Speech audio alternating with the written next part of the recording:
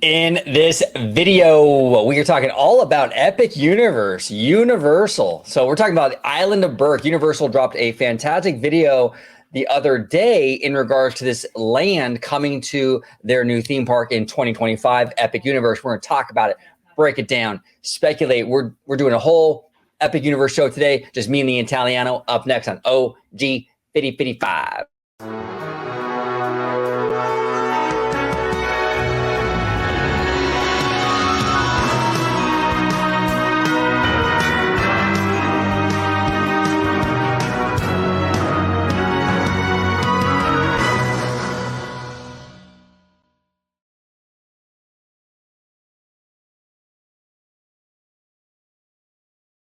Welcome aboard, everybody, to another episode of OG 55. I got my co-pilot here, George the Italiano. He's going to join me today talking all about How to Train Your Dragon, Island of Berk, Epic Universe. Before we do that, George, if you could let everybody at home know where they can find you on social media, my friend. Absolutely. You can find me on X, formerly known as Twitter, at Disney George. You could also find me on Instagram under the Disney Italiano.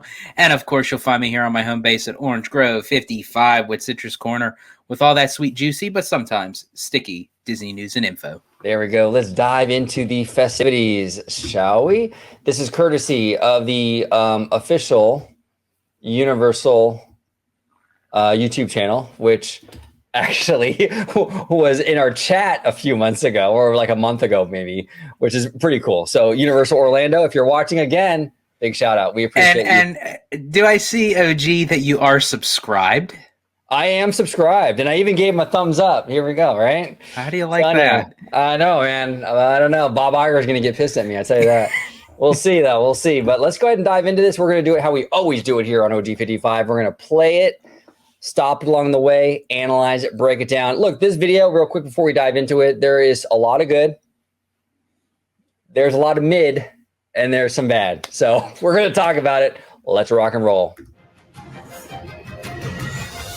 Universal Epic Universe is Universal Orlando Resort's newest theme park and will bring to life 5 immersive worlds filled with adventures that go beyond your wildest imagination. In How to Train Your Dragon, Isle of Berk, you'll soar with dragons in a colorful world of Viking adventures. I absolutely fell in love with the movies. Seeing How to Train. Actually, I will say this about the movies themselves. They're probably some of my favorite, like, DreamWorks movies. I'm not really a DreamWorks guy. I got to be honest. They're kind of like they're kind of in the same category as like Illumination in a lot of ways for me personally. I don't like a lot of their movies, but the How to Train Your Dragon franchise is probably more up there than the rest of them. I agree. But Prince of Egypt is still chef's kiss. Yeah. Train Your Dragon with my kids was an incredible, heartfelt moment. Coming out of the theater and going into work the next day, it's like, we have to build this. I want to build Berk. Building a theme park is like building a mini version of the world. When you walk, and I want to say real quick, Universal in terms of the selling aspect, the marketing aspect of Epic Universe so far, the last video we talked about, you know, and now this one, I think the last one was Celestial Park, and now this one, Isle of Berk. They are kind of taking a page out of Disney's playbook. They're tapping into that kind of that whimsy, that anticipation, that excitement, and these regardless of what you think of the park, regardless of what you think of the stuff that they're showing you, the marketing and the sales tactics are spot on. Spot on. Because the route that Universal is going, of how, as you had mentioned, they started off with just the Epic Universe as a whole. And then Celestial Park, now Isle of Berk. Now they'll probably do another land in the next, maybe month or so. They'll probably do all the lands that'll lead up to the grand opening. Yeah, which is again, it's like, it's smart because you're showcasing your product, you're inviting people in, right, and it amps up that anticipation. Yeah, and just the energy and the tone of these ads, I'm really impressed by them. Because one of the things that kind of turns me off a little bit with Universal sometimes is like that in your face, yeah, vacation like you mean it, bro. That whole kind of energy is not really my thing. This is more classical, kind of really, honestly, very traditional, kind of like Disney style marketing. It is, and it's in my opinion, I like it a lot. I think it's fantastic. Through the portal into the Isle of Berk, you're introduced to a sweeping view of the island itself, almost right out of the movies. Okay, now this is kind of, oh man, we're probably gonna get shit for this because every time this was mine too. Yeah, okay. This is my issue with some of this stuff. Okay, this is being, and I've said this before. This is not terrible. This is not a bad land. You know what I'm saying? But my issue is that out here in California, we have Super Nintendo World. Okay. Now, mind you, we don't have Yoshi, full disclosure. We don't have Yoshi and we don't have Donkey Kong. So that, to be fair, it's not going to be an apples to apples kind of thing. Okay. But I've been to Super Nintendo World, the one we have out here in Hollywood. Very cute land. Nice. I liked Mario Kart a lot. You didn't like it really at all. But it's even though I loved Mario Kart, even though I think the land looks cool, I think it was overhyped, in my opinion. And again, this one might be better. It probably will be.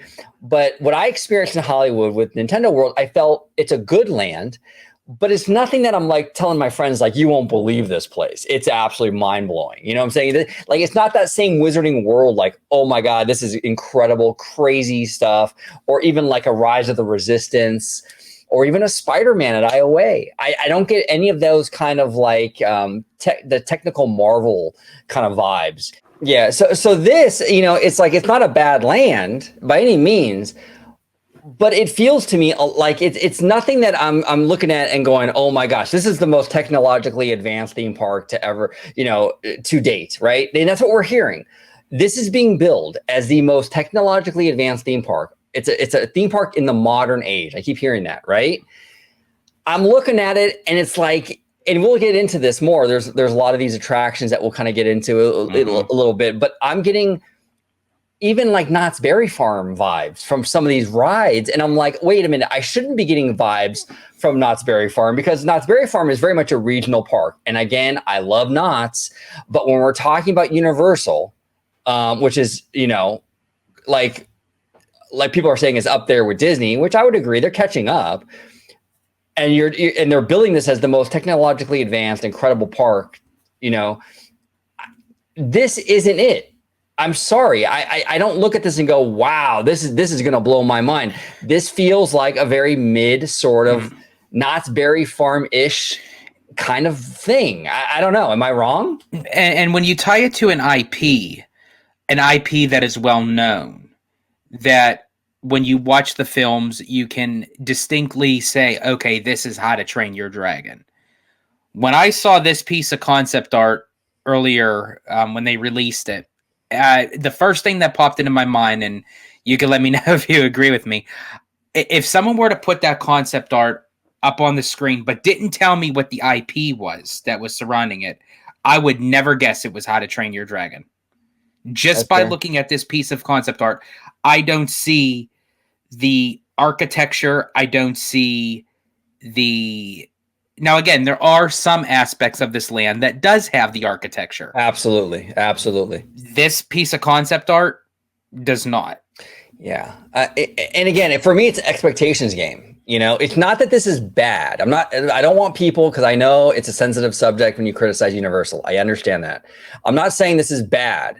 I'm just saying when we're sold this idea that this is the most innovative park to date, and I'm seeing this, I'm sorry, I'm underwhelmed. I am, to be honest. This looks like what they're planning over at the Universal Studios for the DreamWorks land, with the Shrek land and the Trolls land. Right. That's what this kind of reminds me of. And if that was their way of gearing it more towards the kiddie aspect of it, but I think that if you're trying to be immersive, regardless if you're trying to gear more towards the younger generation, you could still have it aesthetically pleasing Yeah. where it resembles the IP. And Yeah. this just feels like a little bit underwhelming for me.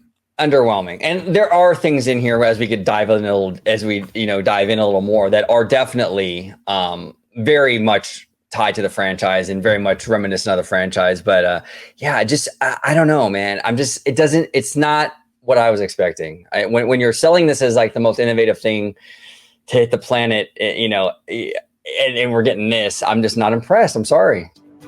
And that shot, in my opinion, is actually one of the best in the park. You are no longer a family unit. You are Vikings. This is Berk. How to Train Your Dragon Isle of Berk takes place between the second and third movies. We Whoa, call it Berk. whoa, wait a minute. It takes place between the second and the third movies.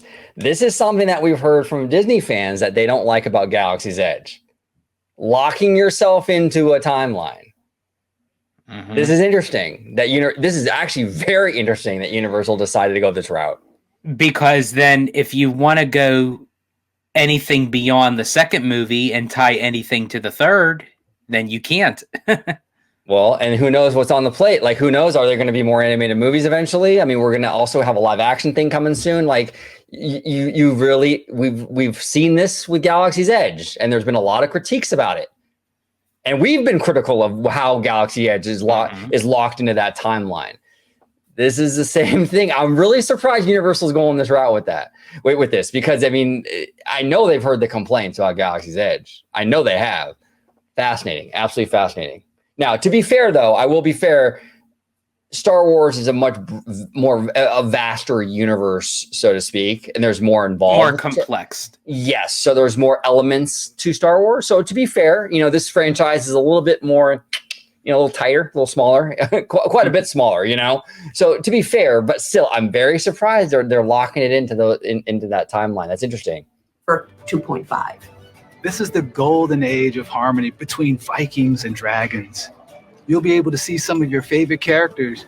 You'll be able to see dragons walking around, and all the color of the dragons has been infused throughout our land. And see, this, I actually love this. This is the section that I enjoy too. This looks dope. I've been watching a lot of Bio Reconstruct on like Twitter, and his aerial shots. These statues coming out of the water look absolutely amazing. Absolutely amazing. The water element in this land, I think, is going to steal the show. Absolutely. And the buildings and the attractions. See, okay, hold on. Let me go back. One sec. Here we go. Used throughout our land. See, this is the stuff where I'm like, and again, people are going to get on me for this, but I got to be real with you. This reminds me of like a Camp Snoopy or something. When you're telling me that Universal's building the most innovative park, I keep saying this, but it bears repeating because the expectations matter. You know what I'm saying? Going into this, when you're telling me this is the most innovative park, this is going to be, more innovative than anything done before, which is what I'm hearing. And you're showing me this. This could easily be concept art to Knott's Berry Farm. This could be concept art for literally any kind of amusement park in the world, really. Like this is something that we've seen before. This is something that's not new, and it's not very aesthetically pleasing to the eye. It doesn't scream like what How to Train Your Dragon is such, their movies are so big in scope and what have you. So to be able to fly on a dragon would be one of the most breathtaking notions that you could do. Right. And what Universal should have done was take sort of kind of the route of like Flight of Passage. Yeah. And what you're doing is you're decorating these basic carnival style amusement rides. Right. So that's what I'm saying. When you're telling me this park is changing the game, but then you're taking kind of off the shelf rides and basically dressing them up. And I understand Disney does this too. Disney does it too. I understand that. The Incredicoaster. We talked about it many times before.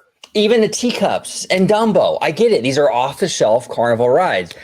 But we're told this thing is going to be a game changer, and I'm just not seeing it. Now, there is one element of this land that I do think will be a game changer that we're going to talk about. Mm-hmm. But this isn't doing it for me, man. I'm sorry. It looks like any regional park in the country. It just does. I'm just being honest, Buildings and the attractions.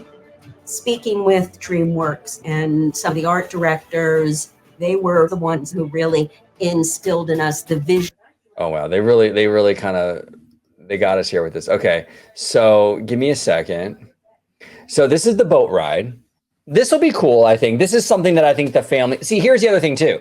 A lot of these rides, like the concept art we just saw, a lot of kids are going to be scared of that thing. Like I know from experience when I was a kid, and I know every person is different, right? But when I was a kid, when I was like maybe 11 or 12, I never would have gone on that ride we just saw. The one that takes you way up and spins you like that. I mean, and a lot of kids are going to be scared of things like that. Yeah. So, and I do know with that other particular ride, they have this mechanism where it's going to be like these two. I guess you are in control of how thrilling you want your experience to be. You actually control the dragon, where you can make yourself tumble in a like a 360 or a 180, or you could just kind of keep it where you can tilt it or what have you. But again, I think even though you are in control of that, it's intimidating for a child. A young kid is not going to understand that. Those things are up high like that. I'm telling you. And look, I know I'm not everybody. Okay. So a small little kid OG is not going to be the same as maybe your kid at home. You know, I get that. But you're going to have a lot of kids who are going to look at that thing and go, oh, I'm not going on that, Mom. No way. You know what I'm saying? This ride, though, is for everybody. You get in a boat, which is pretty cool. I love boat rides and theme parks. I think they're awesome. And you sit there and you kind of shoot at various targets. I think this will be very cute. This is family fun for everyone. And especially with the Florida heat, this will definitely allow for people to cool down, and because apparently what they're saying is you will get soaked. And I love the interaction part to it, that you're not kind of shooting at like a screen. You know, you're actually shooting at or aiming at real objects in front of you. You're battling different boats. You're hitting targets that interact with you. You know, this is just like an all-around fun ride. And to your point about screens, I want to give Universal credit, because I'm going to be fair in this video. I'm not just going to bash, you know what I'm saying? I'm not just going to critique, you know what I'm saying? I want to be fair. I give them credit, as much as I don't like a lot of the carnival kind of flat ride stuff that they're incorporating into this land. We have to give them credit for moving away from screens, you know, and doing more physicality in these theme parks, because Universal has gotten a lot of crap in the past, you know, for overusing screens. Now, screens has a place. I think that it should be a tool in the toolbox. Absolutely. You don't want to just completely dismiss screens, because I do think they have a place, but I will give them credit for not always going to the screen thing. It looks like Universal's trying to get a little more physical, and I commend them for that. Absolutely. Instilled in us the vision of this world of Berk.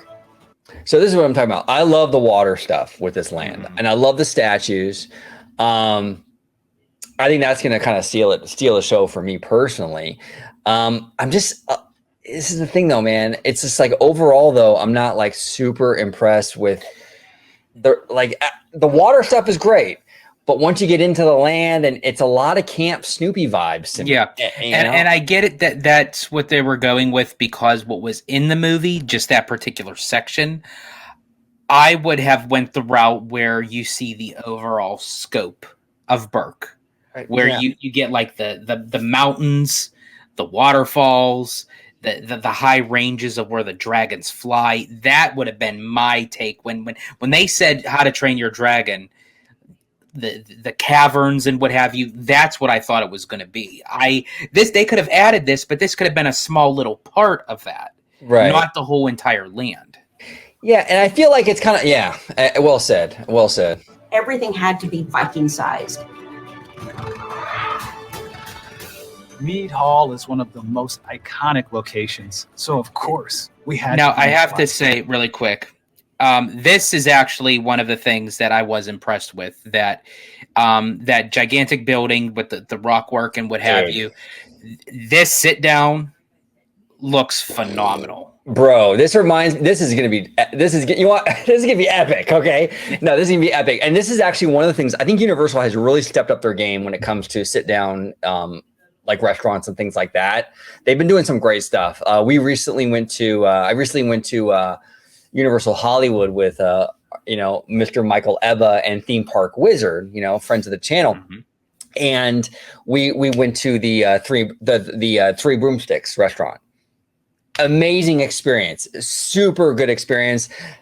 The beers are a little pricey, but dude, the apple pie at that place. I'm still holding you to that apple pie. I'm going to try it whenever I come out and we go to Universal. I got to try that apple pie. George, I'm telling you, I'm still thinking about that damn apple pie.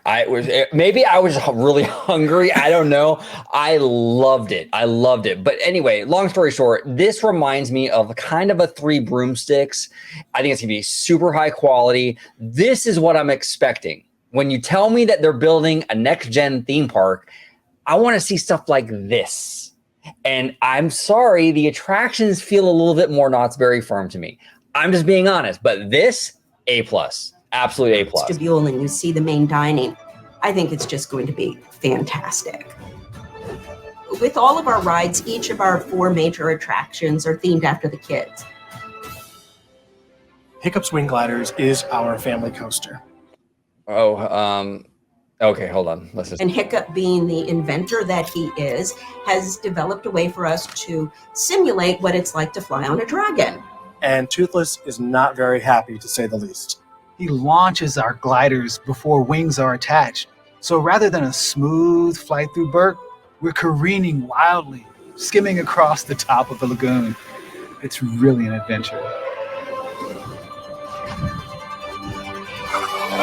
Dragon racing.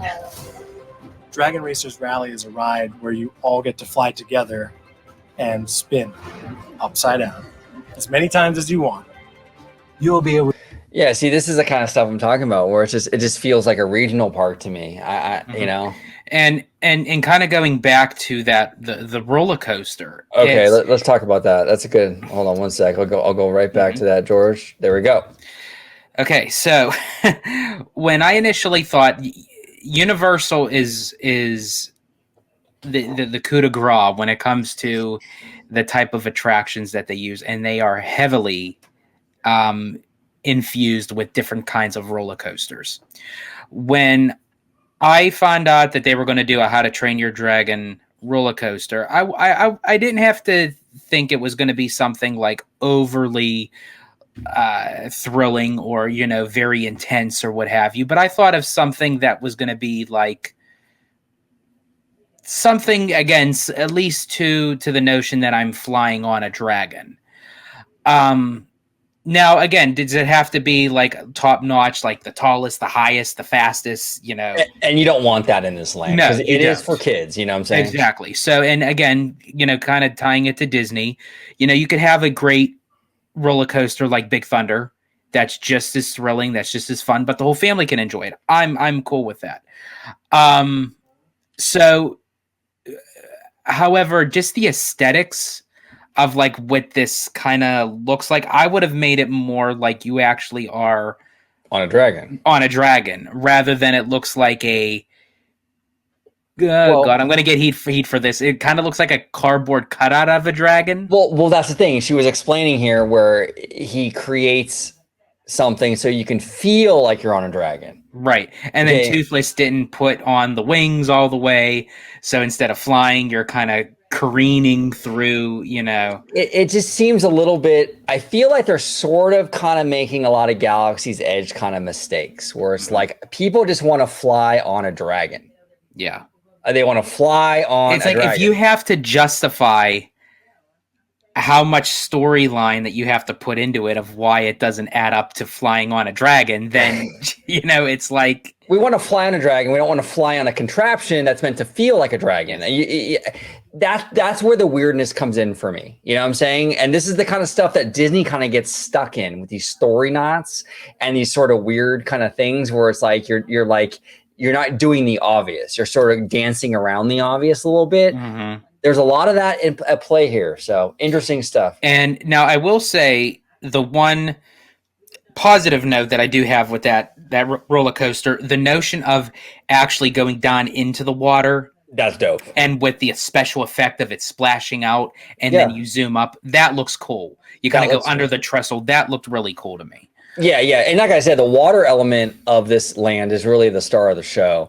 I also do like, if you look to the left, you can kind of see like these wooden kind of stylized, like Viking, you know, kind of like not like what do you want to call it? Like it has a very stylized look to it, right? With the dragons and all that. I like the stylized kind of direction they're going with overall. You know what I'm saying? Like to your left, where you see those little dragons popping out of the dirt. Right. Those look pretty cool. I like some of the aesthetics with this land. Absolutely. Right. And then really quick before we move on, because I think you can kind of agree with me, but we'll let them bring it up and then we'll talk about it more. The fourth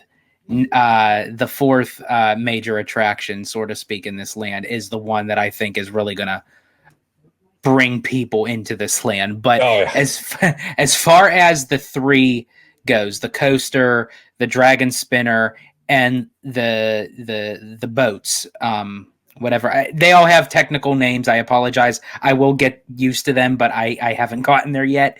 But if we could just talk just a little bit about, because we had talked about this with Jack from DSNY, where we were talking about like the weather, and these are three attractions that are all outdoors, and right. Two out of the three involve water. So Florida is known for unexpected rain, heavy downpours, thunderstorms, what have you, especially during the summer months. This land for me would be an absolute desert wasteland if it's raining, because 3 out of the 4 major attractions are all outdoors. So what do you do? Yeah, exactly. It's a great point. The weather comes into factor here. Absolutely.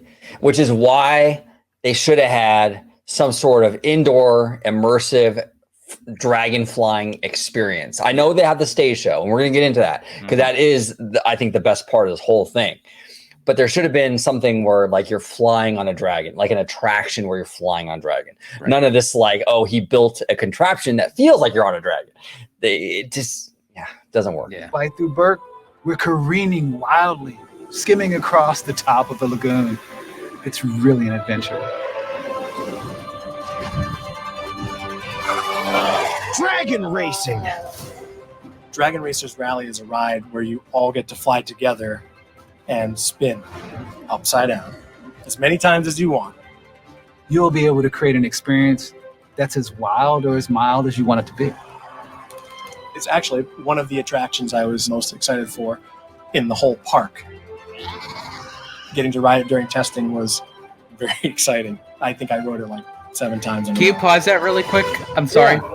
No, you're good. That kind of worried me when he said that this spinner ride was one of the most exciting rides out of the whole entire park. So you mean to tell me that this spinner ride was the most exciting thing that you got to work on in the whole entire park? You know what? I think I missed that. Hold on. Let's go back, brother. Let's go back. You'll be able to create an experience that's as wild or as mild as you want it to be. It's actually one of the attractions I was most excited for in the whole park. Getting to ride it during testing was very exciting. I think I rode it like 7 times in a row. Yeah, that's interesting. I mean, and to each their own. He might be like a big spinner guy, you know, but that is interesting because there's supposedly some pretty heavy hitting attractions coming to this park. For this thing to be like, I don't know, man. That is interesting. Good ear, George. You caught that. I missed that. That's fascinating. When you live amongst dragons, it's important to know how to put out dragon fires because it's gonna happen eventually. So fire drill is. Yeah, see, this is cute. This is really cute. This is for the whole family. And I actually do like, I know that they're flats, you know what I'm saying? These like wooden structures that they have. But like I said on the earlier concept art, I kind of dig it. I don't know why. It's very stylized.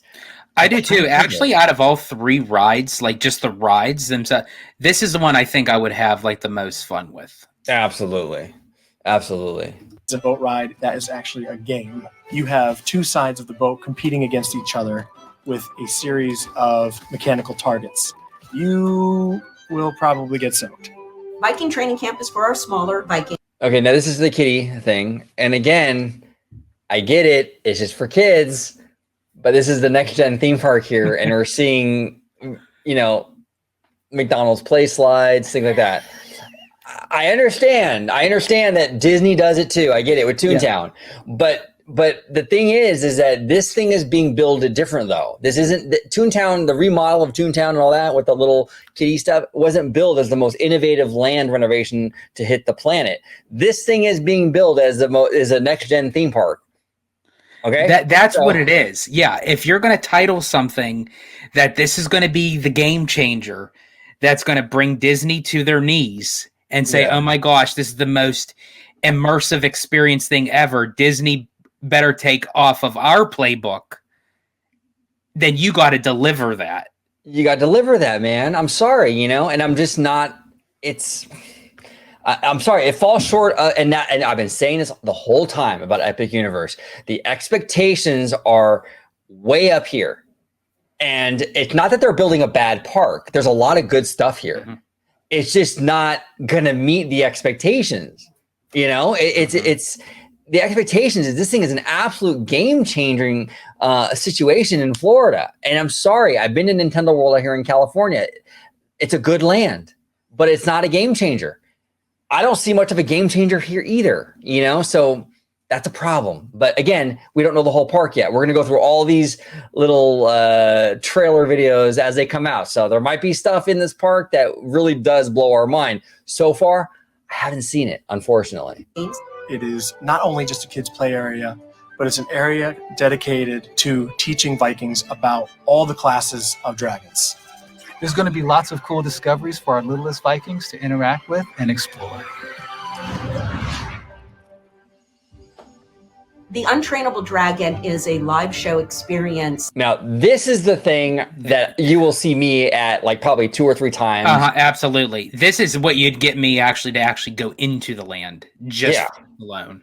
Absolutely. And this actually premiered at Universal Beijing. Which I have to say, kudos to Universal for bringing that over to the domestic Universal. Yeah. Good call on that one. Absolutely. And it's indoors. You know what I'm saying? It's indoors. It's not like everything else is outdoors. And in Florida, indoors is very much appreciated. That really brings home the DreamWorks mantra of heart and humor. This is our Broadway level production. This show features incredible costuming and sets and advanced technology that help bring these amazing dragons to life. Now, just imagine, though. Just think about this. Look at these beautiful. I think they're what do you call them? Puppets, I guess. They're not really. They're like a type of puppet. Yeah, they're a type of puppetry.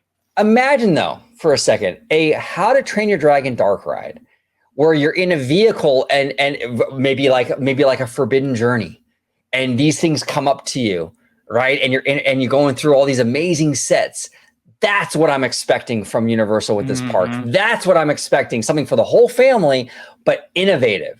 And it doesn't have to be scary. It doesn't have to be intimidating. Just the lush beauty of how the Viking humans connect with the dragons. Give us that as part of the experience where we're like jaw-dropping awe, like, oh my gosh, we actually have a dragon that's looking right at us and he's like sniffing us and like trying to like figure us out. Like that to me would be like goosebumps on your arms, hair sticking up on your body, and trust me, I have a lot of hair that would stick up. So yeah, exactly. No, exactly. And that's why I'm saying, that's why that's why I'm kind of a little underwhelmed with this thing, because I can see the potential with this IP and what they could do. You know, you could do a lot of stuff, and we're seeing it with this stage show. This is just a taste of what they could potentially do for a big How to Train Your Dragon dark ride, and they didn't give us. They gave us a bunch of flat rides. I'm sorry. It's yeah, man. I don't know. That help bring these amazing dragons to life. You never cease to amaze me, bud. Thank you. We have dragons flying overhead. We have dragons that are shooting out flames, and they're not just in the distance. They're right in front of you. Okay, Q pause that You're really coming to quick. Berk. Yeah. You want to meet. Now that was another thing that I noticed too, as when I watched this video, is you might have to go back so you can hear it yourself, and maybe I don't know, maybe I'm reading into it a little bit. Okay. But this Universal creative team member said dragons will be flying above you. Right. So is that just play on words that like, oh, when you look around that, you see like different like things, or they could possibly bring like a type of like drone aesthetics where it makes it look like that dragons are flying above you? Okay. I thought, now I might be wrong. Audience, if I'm wrong, please correct me. I thought I saw an exchange on Twitter with Alicia Stella and another person, and she explained what they mean by that, where like, those like little houses up high and the dragon tails are sticking out. Okay. She's saying that it's like implied they're flying above you because you see all the dragon tails in those little houses above. If I'm not mistaken, I was scrolling through it. I saw that exchange. I could be wrong. If I am wrong, please correct me. But from what I understand, there's not going to be like what you're saying, like drones everywhere. Right. It's going to be more like these dragon tails and what have you up above, implying that they've been flying around. Gotcha. Yeah, that's what I understand. Again, I could be wrong.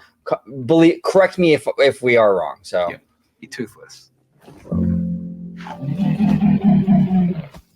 You're going to come face to face with Toothless. And I think this is dope. I think this is really good for kids. And actually, to be honest with you, I think overall, I think kids will like this land a lot. In terms of being in it and in terms of like a lot of the interactions, like with Toothless and what have you. I do think, though, it is a little weird, though, how some of these, like the coaster, I know it's a family coaster, but it's still a coaster. Kids might be intimidated by that. And the flying thing in the air. I think for some kids, it's going to be a little much, a little scary. But this kind of stuff, I think, is spot on. I think so, too, because this allows kids to kind of get up close and personal with a character who is more lighthearted, where over in Islands of Adventure, you have Blue, the dino from Jurassic World, which can kind of get a little intimidating, but it's fun. It's thrilling. Yeah. But for a young child, some young kids, may not want to get their picture taken with Blue, thinking that may be the last time that they actually get their photo taken, Yeah. But when you have like a type of gentle creature like Toothless, it's less intimidating for the young. And even if he bites you, he's got no teeth. You know what I'm saying? It's a gummy bite. It's not going to hurt. You know what I'm saying? Yeah. And have a meaningful experience with this dragon. Giving guests that opportunity to recreate that moment where Hiccup puts out his hand. Everyone's going to want that iconic shot that we saw. It's the one that pushing like this. I definitely want that. I'll probably cry. The Isle of Berk has something for everyone of all ages. From the attractions down to the little moments scattered throughout the land, to the meet and greets, to the live show. We always have to find ways to push the envelope and do things we've never done before. I think the best thing about an immersive environment is that you walk into it and you believe that's a land that you wanted to live in. It is going to give guests an experience that they will never forget. We're creating an experience that is going to bring joy to millions of people who come to Epic Universe in the Isle of Berk. Everything about this world is larger than life, and there are so many more adventures and surprises to discover. This amazing new world is going to allow you to enjoy everything you love about How to Train Your Dragon in a whole new way, and you'll only be able to experience it at Universal Epic Universe. Yeah, that's our buddy Jack from DSNY, his favorite, Universal Epic Universe. Yeah, he was talking. If you guys missed the show we did with Jack from DSNY, you definitely check it out. But he was talking about that's kind of his pet peeve because it's like Universal kind of twice, like Universal Universe. It's a little bit weird. I didn't know. He brought it up on the show, actually, George, that I guess it was going to be called Fantastic Worlds. Mm-hmm. That was the original concept of like they were playing with. I remember all the way back, like even before they even knew what the overall theme, if you would say, like it was supposed to be Universal's Fantastic Worlds. Which honestly, I think that would have been much better, to be honest with you. I like that name better, to be honest, but you know, it's all good. It's all good. Now, I want to talk a little bit the fan reaction. We do that here sometimes at OG55. We talk about the fan reaction. We look inward a little bit. Friend of the channel for a long time, actually. Ranking the Mouse, which is he's a really good guy. We love Sean. We absolutely love Sean. But he tweeted this out, man, and this is where we're gonna get a little controversial, probably, but it's okay. You know what I'm saying? It's okay. Ranking the Mouse here says Unibro comments like this actively hamper many people's opinions on Universal parks. It's spreading unnecessary negativity instead of just hyping up this awesome land where all are gonna get to enjoy. And the tweet he's talking about, he's quote retweeting it, and it says here, imagine taking a kid from Toy Story Land to this. No wonder Disney is scrambling to build a fifth gate. Now, okay, look, this is all subjective. I understand that. This person, Waylon, doesn't like Toy Story Land or thinks it's like, you know, inferior to Isle of Berk. Fine. Every right to that opinion. There's no right or wrong with that. You know what I'm saying? But I do agree with Sean on this. And this is a problem I've had with the fandom for a long time now. Universal makes a great product. Okay, I have an annual pass for Universal Hollywood. I always have a good time at Universal. I just went there with Theme Park Wizard and Michael Eva. It's a fun time at Universal and trying something different outside of that Disney kind of bubble, right? But one of my big criticisms of the fandom, not Universal, the fandom, is that I feel like Universal is always used as a catalyst to shit on the Mouse House. Can we? And it doesn't just do. See, that's the thing. You're doing Universal and their product a disservice when you do that. Because Universal does make a good product. So let's celebrate the good product. And instead, I feel people are it's almost like they're like using Universal as like a way to get back at their ex-boyfriend or something, or ex-girlfriend, right? It's like, see, I got a new girl now. You know, are you jelly? Are you jelly? You know, it's like, come on, you guys. Like that's what it comes off as, right? Right. Let Universal shine. Let them do good stuff, and let's celebrate Universal. Let's not take all the hard work that Universal puts into this stuff and use it as a negative, ugly thing to go and attack Disney with it. You know, not to say Disney doesn't deserve criticism. They absolutely do. But it gets a little, look, I make no bones about it. I have a Disney bias. I'm not going to pretend that I don't. I prefer Disney parks to Universal parks, but I enjoy both, right? So as a big Disney fan, when I see Universal constantly being used as a way to attack the thing that I'm passionate about, it turns me off as a Disney fan. You know what I'm saying? It makes me like less inclined to get hyped for Universal because it's always used as a way to shit on the thing I love. Instead of just loving the thing that Universal does, you know, and when Sean's talking about spreading unnecessary negativity, I think he's right. There's no need for this trash talking. There's no need for that. You know what I'm saying? Disney does great stuff too. Universal does great stuff. Let's celebrate the great stuff without it always being a means of an attack on the other side. But what are your thoughts about that? What are your thoughts, George? So for the initial tweet from, I believe, Wolverine Ballin, I believe. I don't know if I'm pronouncing that correctly. If I'm not, I do apologize. The end statement. Now, this person could have been having some sarcasm mixed into it. I don't know what their initial intent was. With the no wonder Disney is scrambling to build a fifth gate. So whether or not they were using sarcasm, because you know me, I'm the coup de grace of sarcasm. He is. I can confirm this. He is. But just to that statement alone, Disney isn't scrambling with anything. And if they are scrambling, it is not going to be a fifth gate at Walt Disney World. That is like probably the last thing on their list that they have to get put together, because we've said this before in many videos. They have 4 theme parks that, again, we will admit it, they do need worked on. They do need expansions. You know, it's not time or ready or the place for Walt Disney World to get another fifth gate. And to OG's point that he said many, many times, now with Epic Universe coming online, how many days could one family actually take in one vacation? It's just it's impossible. Not to mention it burns a hole through the pocketbook. Did you say? Wait, hold on a second, George. Did you say it's impossible? I think I did. Hold on. Impossible. Impossible. You can change the word impossible with just one thing. I'm possible. Crap! You all can become possible. In the word impossible, there's I'm possible. Nothing is impossible. Nothing's George. impossible, Nothing. and I guess thanks to Youngjin, I guess like for any kind of big elaborate vacations, I'm possible. You're So possible, George. No, I get your point though, and I made that point. You're absolutely spot on. Like you have a lot of options now in Orlando, right? Now with Epic Universe coming online, people only have so much PTO they can use. People only have so much money that they can spend. So Orlando's already a week and a half thing. You know what I'm saying? Maybe even more if you want to do Disney and Universal.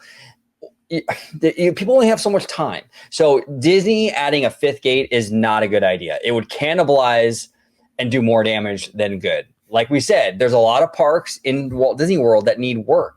Like just do those. You know, Animal Kingdom needs a lot more attractions, right? Work on that park. You know, you can update Magic Kingdom. A lot of stuff in Magic Kingdom, kind of iffy, you know what I'm saying? There's a lot of stuff you can do with Magic Kingdom. Hollywood Studios, you can definitely add the attraction roster count up with that park. There's so many options. You build a fifth gate and you spread yourself kind of thin, and you also, you know, you delay these existing parks that need work now. It doesn't make any sense. It makes no sense. Absolutely. But to Sean's credit, absolutely, I completely agree with him. It's when we talk about something, you know, you can have your opinions on it.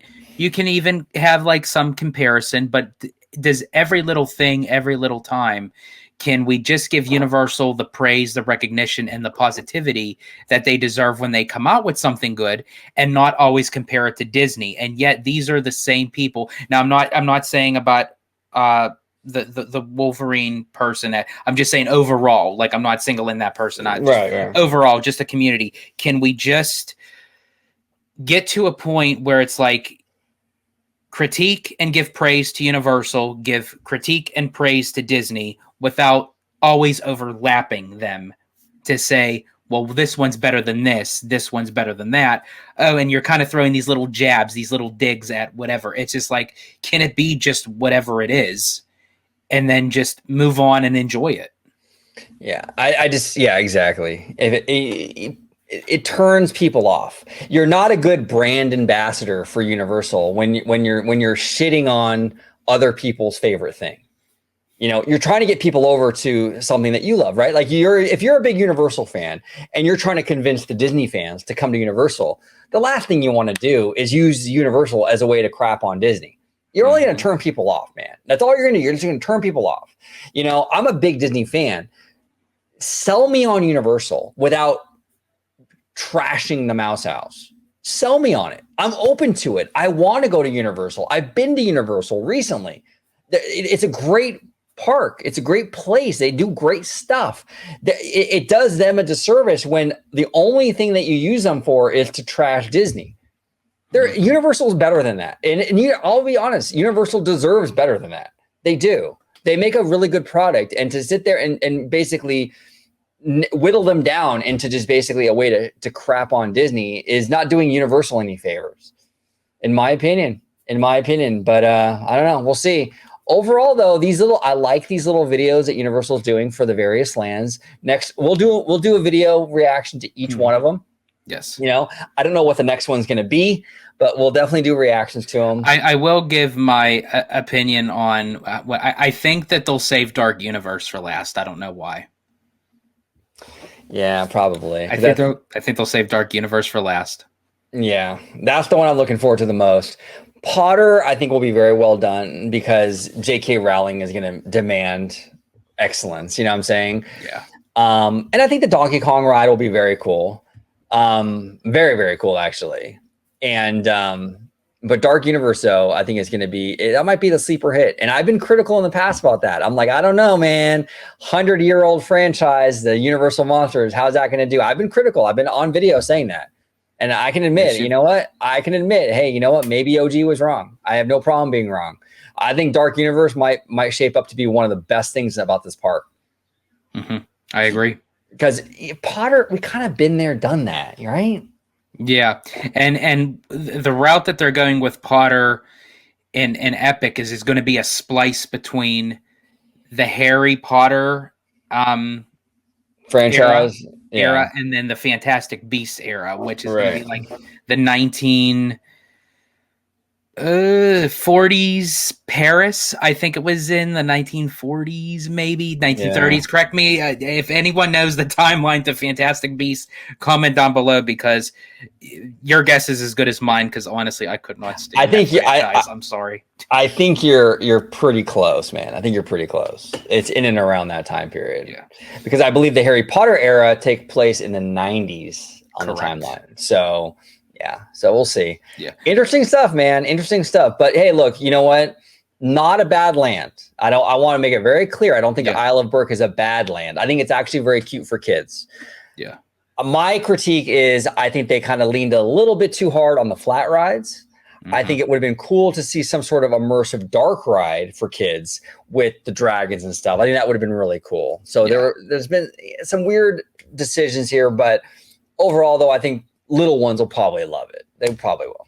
Yeah, absolutely. So, yeah, we'll see. But George, the Italiano, thank you so much for joining me today on this episode of OG 5055. If you could let everybody at home know where they can find you on social media, sir. Absolutely. You can find me on X, formerly known as Twitter, at Disney George. You could also find me on Instagram under the Disney Italiano. And of course, you'll find me here on my home base at Orange Grove 55 with Citrus Corner with all that sweet, juicy, but sometimes sticky Disney news and info.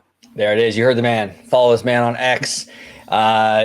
And don't subscribe to his OnlyFans. It gets a little risque, you know what I'm saying? You know, that's a little risque, you know. No, I'm just kidding. He doesn't have an OnlyFans. Sorry, ladies. Hey, ladies. He doesn't have an OnlyFans now.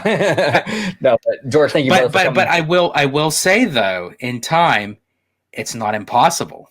Oh yeah, exactly. It's not impossible. Impossible. Impossible. You can change the word impossible with just one thing. I'm possible. Crap! You all can become possible. In the word impossible, there's I'm possible. There we go. You heard Young Jin. You can all become possible. Nothing is impossible. Thank you all so much for watching this episode of Orange Grove 55. Get out there and conquer the universe. You are possible. Thank you all so much for watching. Bye-bye now.